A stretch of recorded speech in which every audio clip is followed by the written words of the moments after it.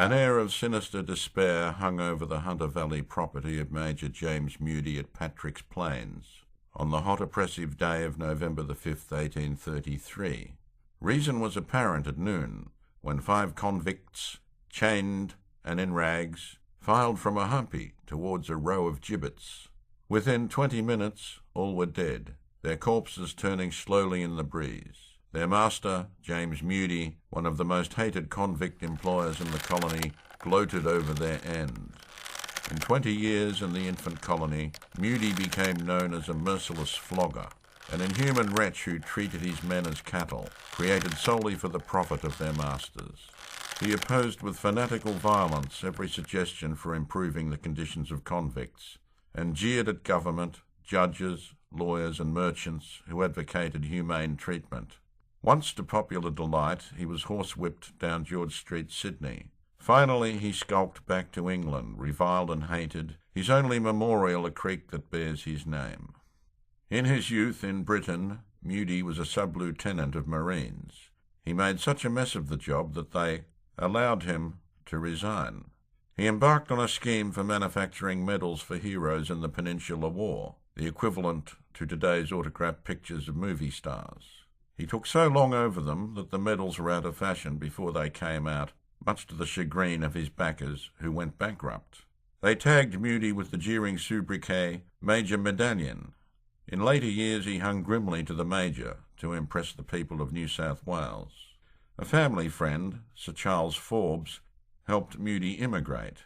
Shaking off his creditors, he sailed with his family from Portsmouth in the Asia, arriving at Port Jackson on July 26, 1822. Mudie deposited his brood at Parramatta and set off up the Hunter from Newcastle. Through powerful friends, he obtained 2,150 acres at Patrick's Plains and 30 convicts to work them. A year later, he took his wife and children to his estate in the first horse and dray scene north of Newcastle. The property was a collection of rickety slab huts and tents. Grandly, Mudie named it Castle Forbes, after his benefactor in England. Mudie quickly emerged as a sadist. Loudly and repeatedly he aired his theory that convicts should be driven as hard and as long as possible for the least cost. "Indulgence merely impairs their usefulness," he wrote. "Prolongation of punishment is justified even when reformation has been achieved because it acts as a deterrent to the lower classes in England." Ruthlessly he put his theory into practice. The food he gave his convicts was vile. The meat was almost black and not fit for dogs. His idea of nourishment was to kill a working bullock, all bone and sinew, and rock with laughter at the convicts' efforts to chew it. The flour was mainly grass seed mixed with mill flour sweepings. Mudie disapproved of tickets of leave. He even refused to hear appeals for tickets and went to incredible lengths to provoke men into defiance, so they never would win free. By 1826, Mudie had prospered enough to buy another 2,000 acres. He increased his convict force to more than 100 men. His cruelty reached new peaks when one of his daughters married a bully named James Lanark. Mudie appointed Lanark overseer. He was delighted when his new henchman plunged gleefully into the routine of flogging, bashing, and torture. As the years passed, even the most rabid convict haters wondered at the Major's violence. His fury when balked was limitless. He mercilessly thrashed a 15-year-old boy, Ryan, with an oak stave for daring to protest against labouring on the Sabbath. Horrified convicts counted 115 strokes before the stout, red-faced Mudie fell back breathless. Soon afterwards, 6 convicts, including Ryan, ran amok. Maddened by beatings, lack of food, and sheer despair, they broke camp, seized guns from a hut, and stormed the house, seeking Mudie and Lanark. Lanark appeared in a doorway. A convict named Hitchcock sent a bullet whistling past his ear. Shouting with terror, Lanark dashed into the thick scrub at the back of the house. Mudie was lucky he was visiting another station. The 6 rebels grabbed food and fled south. Troopers were called from Newcastle and Sydney. The luckless men were recaptured near the Hawkesbury River. Their trial, on November 3, 1833, created a sensation in Sydney. Convicts were not entitled to free counsel. An anonymous benefactor, however, who knew the tyranny of Mudie, hired Roger Terry, a rising young barrister soon to be Attorney General and ultimately Supreme Court judge, to defend them. The men were tried under the Bushrangers Act, which provided for execution within 24 hours of conviction.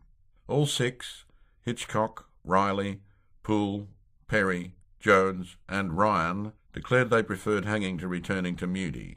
They offered no excuses. Life at Castle Forbes was living death, they said. They willingly took the risk of capture and hanging. Terry argued long for mercy, but the court maintained that he had no choice but to convict. Asked if they had anything to say before sentence was pronounced, Hitchcock, the leader, begged the court to set up an inquiry into conditions at the castle. "After we are dead, if you wish," he added, "but do it." He asked to be unchained so he could strip the rags from his back and show the court the lacerations and wheals from Mudie's whip. Mudie stirred uneasily as the judges deliberated. He sighed with relief when they refused. Because of his youth, Ryan was sentenced to transportation to Norfolk Island for life. The others were condemned to hang at Mudie Station as a warning to other would-be absconders. The condemned men were chained together and marched to the quay, where they were locked below decks on a coaler bound for Newcastle. The delighted Mudie joined the paying passengers. The men were hustled into a waiting cutter off Nobby's Head next afternoon and forced to row the heavy boat up the Hunter with the gloating Mudie in the stern sheets. They landed at Raymond Terrace. Mudie mounted a horse led up by the cringing Lanark. The convicts walked. It was night when they arrived at the castle. Nevertheless, Mudie routed some convicts from their huts and set them to erect 5 gibbets. Next morning he ordered his convict workers to assemble in the compound. There were muttered curses as he stumped from the house. Mudie told the silent men of the punishment to be meted out that morning. He threatened to hang on the spot any convicts who attempted escape in the future, claiming the court's verdict was his go-ahead for summary execution. He raved of floggings to come at the slightest sign of insubordination. At the peak of his fury he shouted for the 5 escapees to be brought from the hut. They died defiantly, cursing Mudie and jeering and taunting him till the breath was choked from their bodies. The harsh execution caused a roar of protest in Sydney. Curiously, it was led by the official Sydney Gazette. Mudie suspected a sub-editor, William Watt, was behind the Gazette campaign. Watt had been sentenced to transportation for 14 years for embezzlement in London. Archdeacon Broughton spotted Watt as an educated man when he arrived in Sydney, secured his ticket of leave, and got him a job on the paper. Enraged at the incessant attacks on him, Mudie determined to get Watt. He discovered Watt had been living with a convict woman, forbidden to ticket of leave men, and demanded his arrest on a charge of immoral intimacy with a female. Though Mudie knew it would start an uproar, he made secret submissions to the authorities that Watt, if convicted, should be assigned to him for work at Castle Forbes. Mudie worked desperately to pack the court against Watt. He considered the usual 2 magistrates too lenient toward convicts and emancipists and lobbied vigorously till he got 7 others he knew were stricter added to the bench. His rage knew no bounds when he found that his arch-enemy Terry was defending Watt. Terry fought so expertly that he secured Watt's acquittal, mainly on the technical point that he had ceased living with the woman at least 6 months before the trial. In his fury, Mudie turned on Terry. He persuaded the Treasurer, Riddle, to oppose Terry for the post of Chairman of Quarter Sessions. Riddle won by 1 vote in an election which Terry claimed was rigged. Governor Sir Richard Burke, who disapproved, promptly suspended Riddle from the Executive Council. The Colonial Secretary in London ordered Burke to cancel Riddle's appointment as Quarter Sessions Chairman and then restore him to the Council. To the dismay of most colonists, Burke took this as censure and resigned the governorship.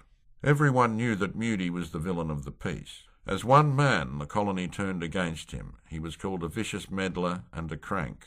He was glad to sail at once for England, where, unfortunately, he arrived in time to give evidence at the inquiry by the Transportation Committee. He described New South Wales as pandemonium. Part of his evidence was so prejudiced that the committee ordered it to be struck from the record.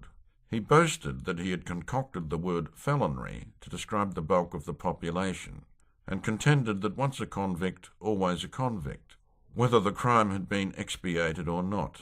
Mudie wrote insultingly of convicts who had prospered after serving their time, and sneered at the procession of fine carriages to Parramatta on race days. He denounced all who supported a change of attitude towards convicts, including Governor Burke and Chief Justice Forbes. He returned to Sydney to find everyone against him. His brutality had sickened even the harshest employers. The climax came on October the 26th, 1840. Mudie was walking down Barrack Street toward George Street when a stocky youth strode up and said, "You Mudie, Major Mudie?" Mudie stared at him. "Yes, why?"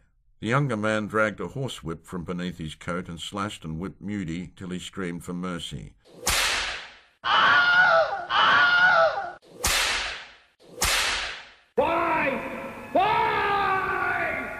He flogged the merciless convict flogger down George Street, halfway to the quay, before he flung the whip at him and strode off.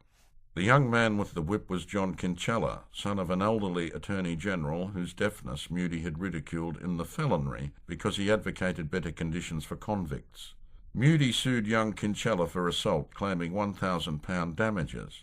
He was awarded £50, which was immediately subscribed by the public sitting in the gallery. This gesture stunned Mudie. For the first time he realised how much the colony hated him. 6 months later, to general rejoicing, he returned to England. He died in the same obscurity that witnessed his birth, forgotten by all except the convicts who bore the marks of his lash to the grave.